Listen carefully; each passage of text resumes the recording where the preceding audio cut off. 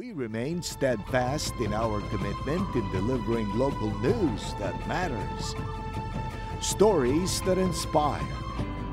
Enriching the lives of Filipinos in the Philippines and across the globe.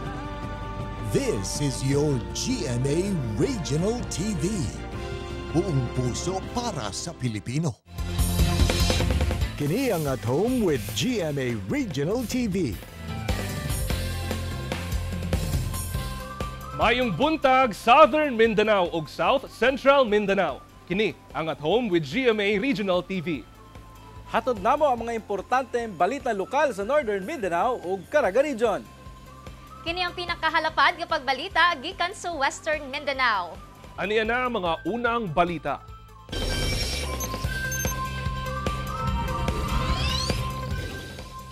Sa unang adlaw sa pagpahigayon sa grupong Transmission Piston sa nationwide transport strike, wala kini nabati sa pipila ka lugar sa Mindanao human nga wala misalmot ang ubang transport groups. Samtang dunay pipila ka miyembro sa progresibong pundok ang naglusad og lihok protesta sa Davao City batok sa PUV modernization program sa gobyerno. Ani ang report ni Argel Relator. Gipasibaw sa mga sakop sa progresibong grupo, pinaagi sa pagpahigayon og rally sa Freedom Park, Davao City ang ilang suporta sa tinguha sa transmission piston nga babagan ang plano sa gobyerno nga pag-modernize sa pampublikong transportasyon. Karong adlaw, gisugdan sa maong grupo ang tulo ka adlaw nga nationwide strike o tigil pasada.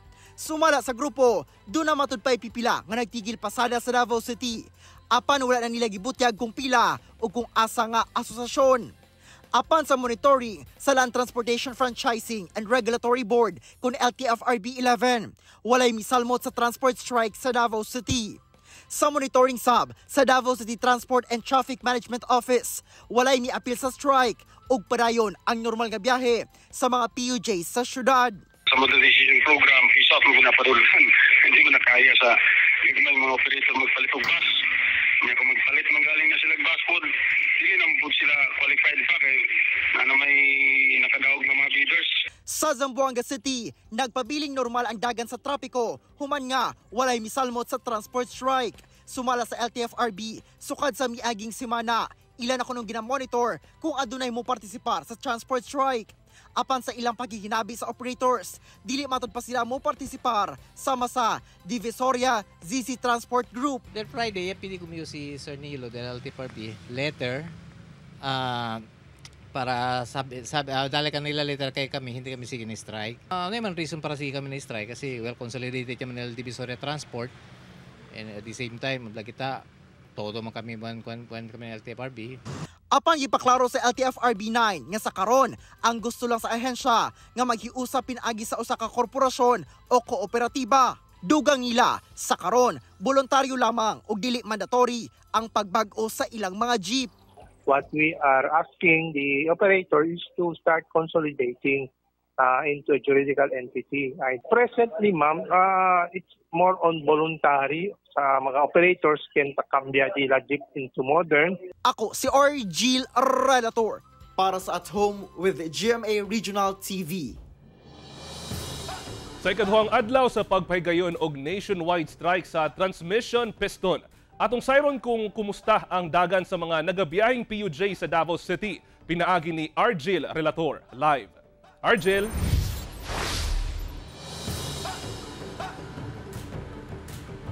Kaya't nagpabiling normal ang biyahe sa mga PUJ din sa Davao City karong adlaw.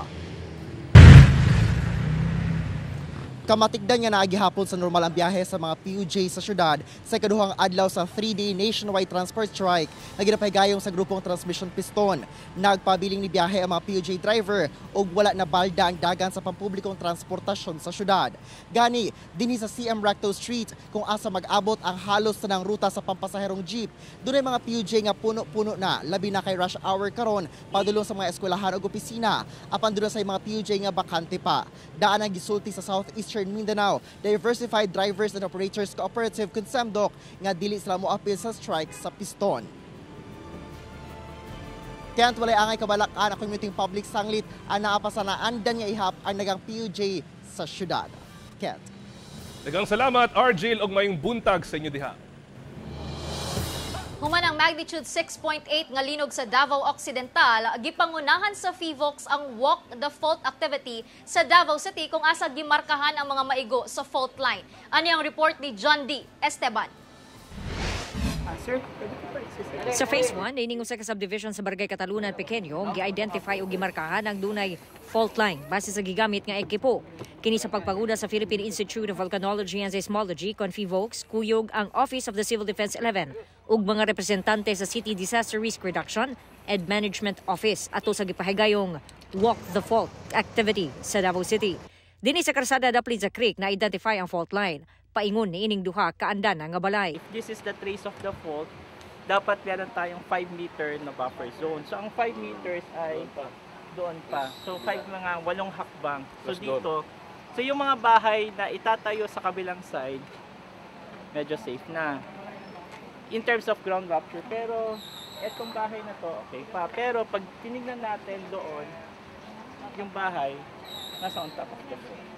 Ang ano natin is just to inform the people na yung fault ay nandito, to create awareness and ayun, para maghanda din yung mga communities. Gipasabot sa FIVOX nga delikado kini, sanglit pwede kini maka-generate og kusog nga pagtayog. Safety lang po yung mga gamit, ma'am. Okay.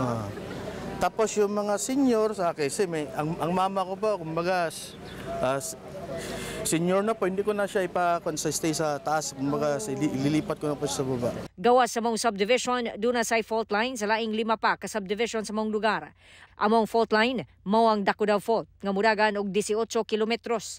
Gawa sa Barangay Catalunan, Pequeño, igo ang pipila ka lugar sa Lamanan, Lacson, Dakudaw, Kalinan, Talumo River, Riverside, Los Amigos, Ula, Tugbok, Mintal, Santo Niño, Catalunan Grande ug Talumo. Base sa Central Davao Fault System sa FIVOX. Gawa sa Dakudaw Fault, doon na sa Tamugan Fault, Lacson Fault, Pangyan Biao, Escuela Fault ug New Carmen Fault. Kini daw nga mga fault gitawag og reversed fault. But pasabot, dugay na kining wala milihok apan kinahanglan mapahibalo sa mga residente sanglit og galing mulinog ug kusog. Delikado kini. Busa laraw karon nga mas pakusgan pa ang information campaign. Ang mga awareness level sa especially makita nato sa participation sa mga drills, nagkadaghan gyud. No? Pero kay ang population daghan gyud, dako gyud kay ang population, we have to strategize on how to reach the people. After aning atong activities, makita man ninyo kung asa nga niagi ang atong kuan kining fault lines dinhi sa inyong barangay.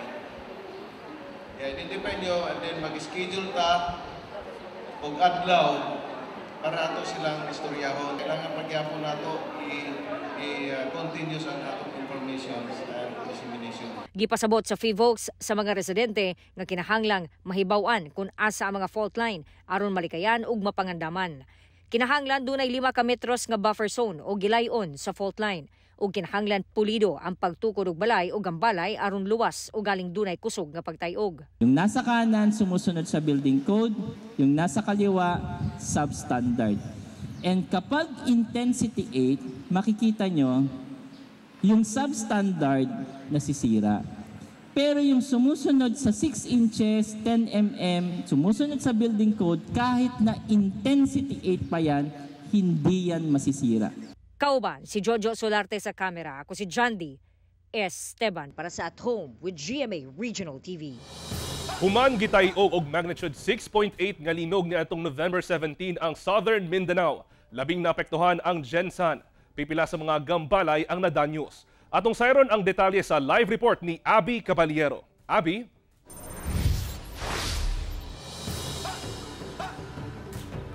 Yes, Kent, hangtod karon aduna paghihapon pipila ka mga establishmento dinhi sa General Santos City ang wala pa nag-abli. Samtang suspendido pa sab ang klase hangtod karong adlaw. Sarado paghihapon ang pipila ka stalls ug renters sulod sa 5 kadagkong mall dinhi sa General Santos City tungod sa danyos nga hatod sa linog ni adtong Biyernes. Padayon pang gina-repair kadtong mga parte sa mall nga labing na danyos. Una kiniablihan sa publiko, ipailawon pa kini sa otoridad sa rapid assessment ug analysis. Hinuon nag-operate na balik ang ilang mga supermarket. Samtang hangtod karong adlaw suspendido pa sab ang klase sa private ug public schools dinhi ilawom sa Executive Order number 82. Sa tala sa City Disaster Risk Reduction and Management Office, 42 kabalay sa syudad ang partially damaged ug 6 ang totally damaged. Dunay 35 ka fishing boats ang partially damaged ug 6 sab ang totally damaged. Ang mga nadanyos nga bangka nagkantidad matud pa og kapin 500,000 pesos. Anaa sa 2,302 ka mga empleyado sa naglahing kumpanya sa syudad ang apektado sa nahitabong linog. Nagpaabot na og tabang pinansyal ang lokal nga kagamhanan ug uban pang ahensya sa gobyerno sa mga apektado ug sa banay sa mga namatay. Kent, sa karon fully restored na ang electrical power dinhi sa syudad. Possible na ang kadalanan og mga tulay gawas na lang sa Old Buayan Bridge. Samtang 3:28 AM kaganiha gitayog na sab og magnitude 4.7 nga linog ang Glan Sarangani, asa intensity 4 ang nasinati dinhi sa Jansan. Sa ato mga kapuso diha kanunay tang mag-amping og mag-alerto. Kent. Daghang salamat og amping mo diha, Abi Caballero. Anaa sa 147 ka mga individual sa Talakag Bukidnon ang nangalanag. Human mikaon sa handang pansit o adobong manok sa usa ka kasal sa lugar. Ani ang report. Pasado alas 2 sa hapon adlawng Sabado, nagkagubot ang sitio Kalapat, Barangay Tagbak, Talakag Bukidnon.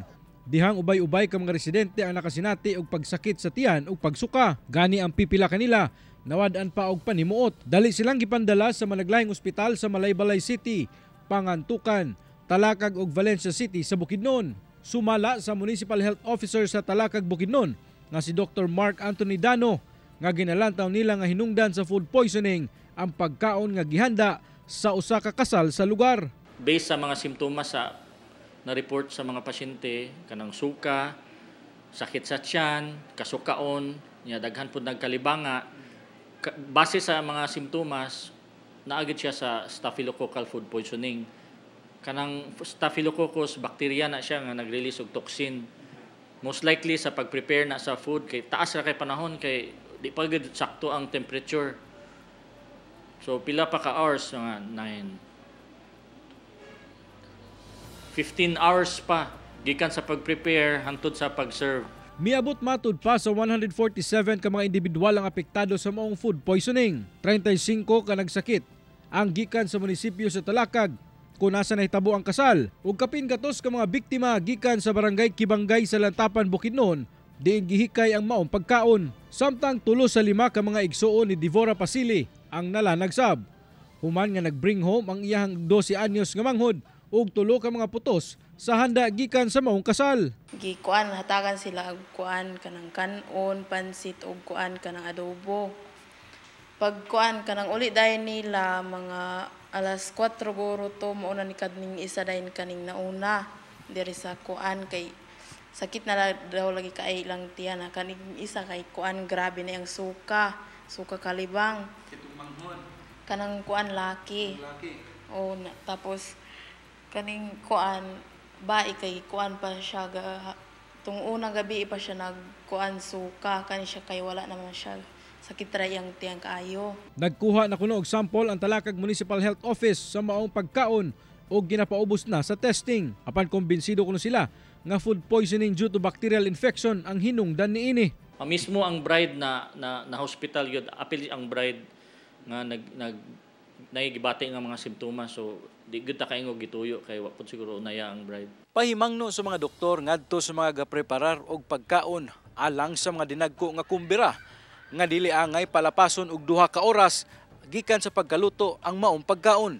Tungod mamahimo kuno kining puy-an og mga kagaw nga mamahimong hinungdan sa food poisoning.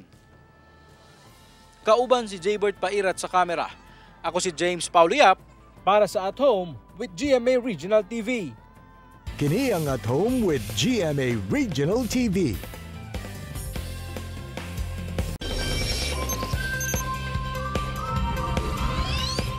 Mga kapuso, karong buntaga, atong makauban ang usa ka scalp micropigmentation practitioner kinsa advokasya nga matabangan ang mga kalalakinan, ilabi na ang mga daddy sa ilang problema sa hair loss.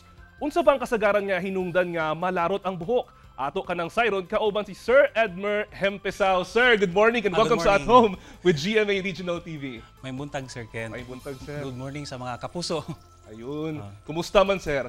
Medyo excited. Excited? Excited Oo. yun siya.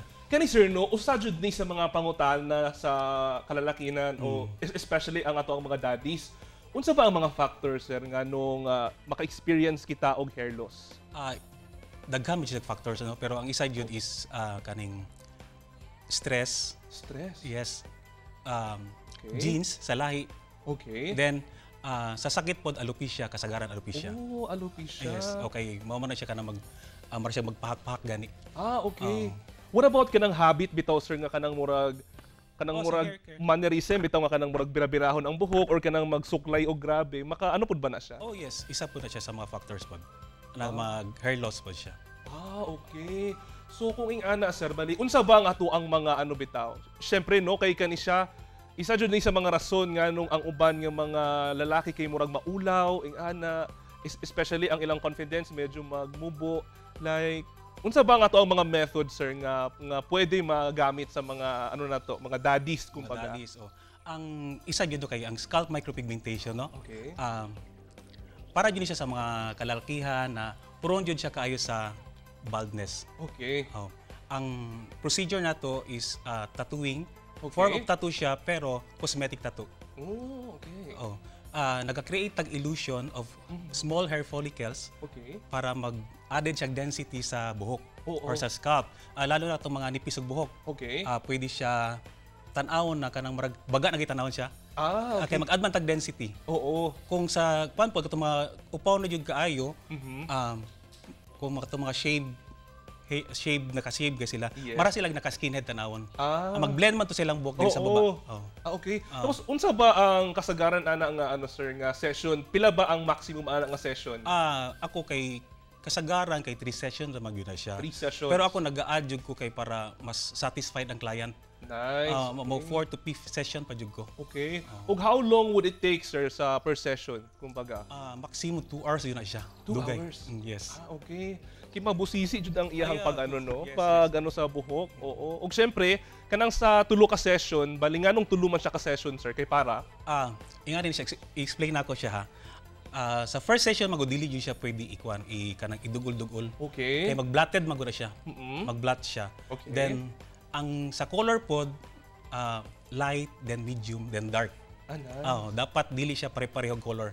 Para mag-blend siya, gwapo siya tanawon. Marag natural lang siya tanawon. Okay. Ug same, sir, no, sa microbleeding, kay kaganihan na mention nimo nga dunay uban nga magpa-correct sa imuha sa ilahang usahay kilay or kanang sa scalp kay medyo di nagkandimao, kumbaga ba kay murag dili siguro professional ang nagbuhat. Unsa ba ka important, sir, ug paunsa ba mahibaw-an nga kani siya legit ni siya nga nagaano sa imong para aware ang kuano ang kaning mga televiewers nato, lalo na mga daddies, no?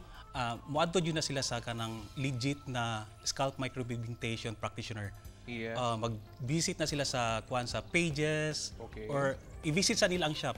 Okay. Mas maayo yun, no? Tan-awon yun nila kung legit ba yun ni. Kay daghan man gud kanang nangabutsa ba kanang kanang gibuhat gi sa laing gani na dili gani gani kanang dili paayo pagkabuhat. Pagka moadto sa kuha, mas mahal siya. Yes. Mas mahal na siya kay mag-double-double man gud ang procedure. Okay. Mag-laser ta, pag sa laser, mag-imo pa yun na siyang i-micropigmentation usab. Ayun. O karon, sir, no, before we end this interview, doon na yung mga sir, mga lalaki bitaw nga kanang maulaw, magpaano kay syempre nag-ubos ng ilang confidence tungod kay na kanang naka-experience na og hair loss, kumbaga. Unsa ba ang imuhang ma-advise sa ilaha, sir, nga kanang medyo nagduha-duha pa bitaw nga mag-undergo sa kaning nga procedure? Kani ang uban gud magduha-duha sila tungod sa price. Okay. Pero ako magud gusto nako kanang makatabang ko sa mga daddies nato, sa mga kalakihan na dili sila dapat mahadlok. Ayun. No kay kanina procedure kay dili man yun siya ingon ka ng permanent yun siya. Yes. At saka kuan po siya kaning kung mag-fade siya, pwede siya ikuan na lang siya, i-retouch na lang siya. Ayun. O kato mga kapuso, ha, always remember nga kailangan jud ninyo i-check kung ang inyuha ba nga kanang specialist kumbaga kay legit, yes. pinaagi sa pag-check sa iyahang mga certificates kung kaniba siya kay usa ka legit nga artist kumbaga. Ug mga kapuso ha, tutok lang kay mubalik pa ang At Home with GMA Regional TV. Kini ang At Home with GMA Regional TV.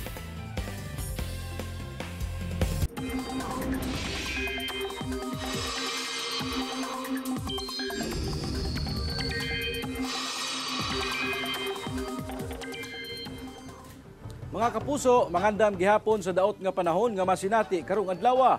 Karong buntag, ulanon ang pipila ka lugar sa Zamboanga Peninsula ug Barm base sa rainfall forecast sa Metro Weather. Pagabot sa hapon, ulanon sab ang ubang parte sa Mindanao. Posible ang heavy to intense rains sa pipila ka lugar nga maghatod og baha ug landslide. Sumala sa pag-asa, shear line gihapon ang naghatod og pag-ulan sa Mindanao, Southern Luzon ug tibuok Visayas. Anaa gihapon ang localized thunderstorms. Hanging amihan sab sa nabiling parte sa Luzon. Siyam ang patay human nahugmak ang usa ka pader sa Dominican Republic nga resulta sa kusog nga ulan. Makita ang mga rescuer ang mga patayng lawas human natabunan sa mga debris sa nahugmak nga pader sa Santo Domingo, Dominican Republic. Sumala sa Dominican Republic Public Works Ministry nga anaa sa tulo ka sakyanan ang natabunan sab human mibigay ang maong pader sa sagunsong ulan nga nasinati ni adtong Sabado. Sa unofficial report, ana sa 9 ka tawo ang patay human natabunan. Sumala pa nga kusog ang ulan nga nasinati og thunderstorms nga adunay dalasab nga kusog nga hangin sulod sa 24 oras sa pipila ka provinces sa Caribbean Island. Nagdeklara ang otoridad og state of alert ang 30 sa 32 ka probinsya sa nasod. Mga estudyante sa Davao City, gibida ang ilang painting nga gama sa tsokolate. Ato silang ilailahon, pinaagin ining report. Kinsay magdahom nga ang chocolate nga paboritong dessert sa kadaghanan. Pwede di ay gamiton sa paghimo og painting.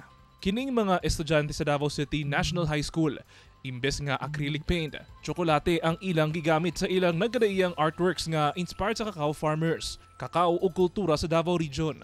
Sumala sa 18 anyos nga si Cristiani. Challenging matud pa ang paggamit sa tsokolate isip pintura. Apan gusto niya kini ipasigarbo. Pinaagi sa iyang pinasahi nga painting, kalabot sa kakao o kultura sa rehiyon. Gusto na ko i-showcase ang mga hard work na sa mga farmers behind sa every delicacy sa kakao. Gusto na ko i-showcase ang ilang hard work jud nila. So kanang makita nila na makita sa audience na mo day na adjay murag story behind sa kanang isa ka chocolate. Kapin 20 ka mga estudyante ang miapil sa chocolate obra art wall painting. Tumong niini nga mapakita ang creativity sa mga bata ug mabida ang nagkalain-lain pa nga gamit sa kakao. Ang Chocolate Obra ay isang collaboration ng National Culture of Commission and Arts, Cacao City, and Davao City National High School. So what we wanted to show the public was that hindi lang masarap na pagkain ng tsokolate, pero pwede ka rin gumawa ng art. Kauban si Mel Colmenares sa kamera. Ako si Kent Abrigana para sa At Home with GMA Regional TV. Mga kapuso, truly inspiring and motivating gayud ang mga istorya nato this morning. Sama ni ining panultihon ni Theodore Roosevelt, 26th US President. Courage is not having the strength to go on. It is going on when you don't have the strength. Mga kapuso, 34 days na lang, Pasko na! Mao kadto ang mga ulahing balita sa Mindanao karong adlaw. Mamahimo ninyo kini makita pag-usab pinaagi sa pagbisita sa official website sa GMA Regional TV o bisitaha ang among official YouTube channel o i-click ang subscribe button para sa pinakaulahing balita. Daghang salamat sa mga kapuso sa Mindanao nga nagalantaw kadamog sa mga kapuso abroad. Padayon lang sa pagtutok sa mga lokal nga balita matag adlaw tungod sa GMA Regional TV. Local news matters. Kami sa At Home with GMA Regional TV, tibuok puwersa para sa mas dakong misyon ug mas halapad nga pagserbisyo sa nasod.